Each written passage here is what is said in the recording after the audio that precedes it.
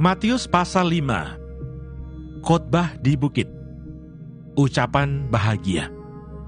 Ketika Yesus melihat orang banyak itu, naiklah ia ke atas bukit, dan setelah ia duduk, datanglah murid-muridnya kepadanya. Maka Yesus pun mulai berbicara dan mengajar mereka, katanya, "Berbahagialah orang yang miskin di hadapan Allah, karena merekalah yang empunya kerajaan surga.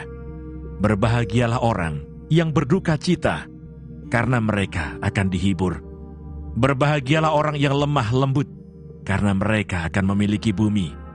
Berbahagialah orang yang lapar dan haus akan kebenaran, karena mereka akan dipuaskan. Berbahagialah orang yang murah hatinya, karena mereka akan beroleh kemurahan. Berbahagialah orang yang suci hatinya, karena mereka akan melihat Allah. Berbahagialah orang yang membawa damai, karena mereka akan disebut anak-anak Allah.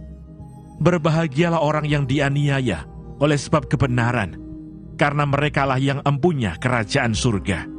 Berbahagialah kamu, jika karena aku kamu dicela dan dianiaya, dan kepadamu difitnahkan segala yang jahat. Bersukacita dan bergembiralah, karena upahmu besar di surga. Sebab demikian juga telah dianiaya nabi-nabi yang sebelum kamu. Garam dunia dan terang dunia. Kamu adalah garam dunia. Jika garam itu menjadi tawar, dengan apakah ia diasinkan? Tidak ada lagi gunanya selain dibuang dan diinjak orang. Kamu adalah terang dunia. Kota yang terletak di atas gunung tidak mungkin tersembunyi. Lagi pula orang tidak menyalakan pelita, lalu meletakkannya di bawah gantang, melainkan di atas kaki dian, sehingga menerangi semua orang di dalam rumah itu. Demikianlah hendaknya terangmu bercahaya di depan orang, supaya mereka melihat perbuatanmu yang baik, dan memuliakan Bapamu yang di sorga." Yesus dan hukum Taurat. Janganlah kamu menyangka bahwa aku datang untuk meniadakan hukum Taurat atau kitab para nabi. Aku datang bukan untuk meniadakannya, melainkan untuk menggenapinya. Karena aku berkata kepadamu, sesungguhnya selama belum lenyap langit dan bumi ini, satu iota atau satu titik pun tidak akan ditiadakan dari hukum Taurat sebelum semuanya terjadi. Karena itu siapa yang meniadakan salah satu perintah hukum Taurat sekalipun yang paling kecil dan mengajarkannya demikian kepada orang lain, ia akan menduduki tempat yang paling rendah di dalam kerajaan surga.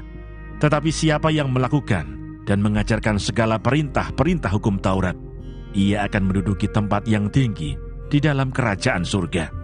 Maka aku berkata kepadamu, jika hidup keagamaanmu tidak lebih benar daripada hidup keagamaan ahli-ahli Taurat dan orang-orang Farisi, sesungguhnya kamu tidak akan masuk ke dalam kerajaan surga.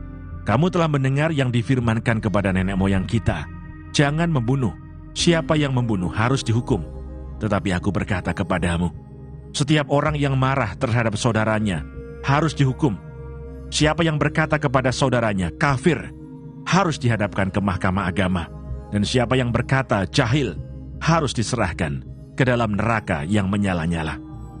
Sebab itu jika engkau mempersembahkan persembahanmu di atas mezbah, dan engkau teringat akan sesuatu yang ada dalam hati saudaramu terhadap engkau, tinggalkanlah persembahanmu di depan mezbah itu, dan pergilah berdamai dahulu dengan saudaramu, lalu kembali untuk mempersembahkan persembahanmu itu. Segeralah berdamai dengan lawanmu, selama engkau bersama-sama dengan dia di tengah jalan, supaya lawanmu itu jangan menyerahkan engkau kepada hakim, dan hakim itu menyerahkan engkau kepada pembantunya, dan engkau dilemparkan ke dalam penjara. Aku berkata kepadamu, sesungguhnya engkau tidak akan keluar dari sana sebelum engkau membayar hutangmu sampai lunas.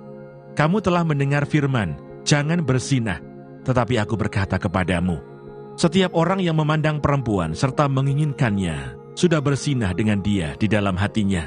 Maka jika matamu yang kanan menyesatkan engkau, cungkilah dan buanglah itu, karena lebih baik bagimu jika satu dari anggota tubuhmu binasa daripada tubuhmu dengan utuh dicampakkan ke dalam neraka. Dan jika tanganmu yang kanan menyesatkan engkau, penggalah dan buanglah itu, karena lebih baik bagimu jika satu dari anggota tubuhmu binasa daripada tubuhmu dengan utuh masuk neraka.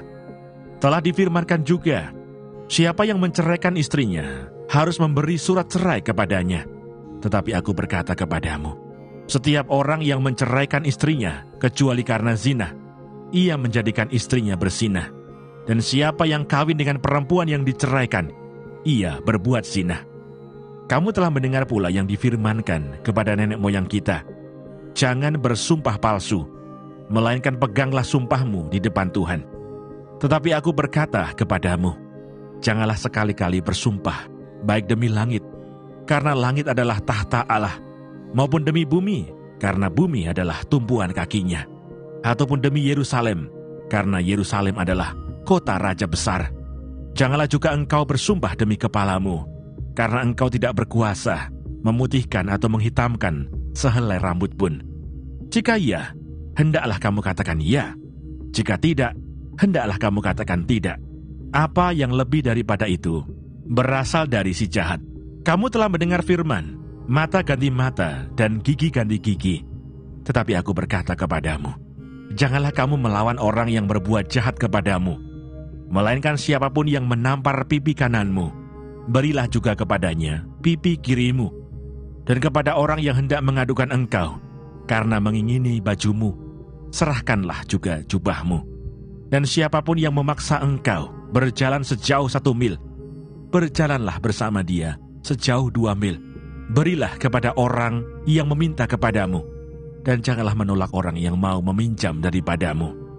Kamu telah mendengar firman, kasihilah sesamamu manusia dan bencilah musuhmu. Tetapi aku berkata kepadamu, kasihilah musuhmu dan berdoalah bagi mereka yang menganiaya kamu. Karena dengan demikian, kamu menjadi anak-anak Bapamu yang di sorga, yang menerbitkan matahari bagi orang yang jahat dan orang yang baik, dan menurunkan hujan bagi orang yang benar dan orang yang tidak benar. Apabila kamu mengasihi orang yang mengasihi kamu, apakah upahmu? Bukankah pemungut cukai juga berbuat demikian? Dan apabila kamu hanya memberi salam kepada saudara-saudaramu saja, apakah lebihnya daripada perbuatan orang lain? Bukankah orang yang tidak mengenal Allah pun berbuat demikian? Karena itu haruslah kamu sempurna, sama seperti Bapamu di surga adalah sempurna.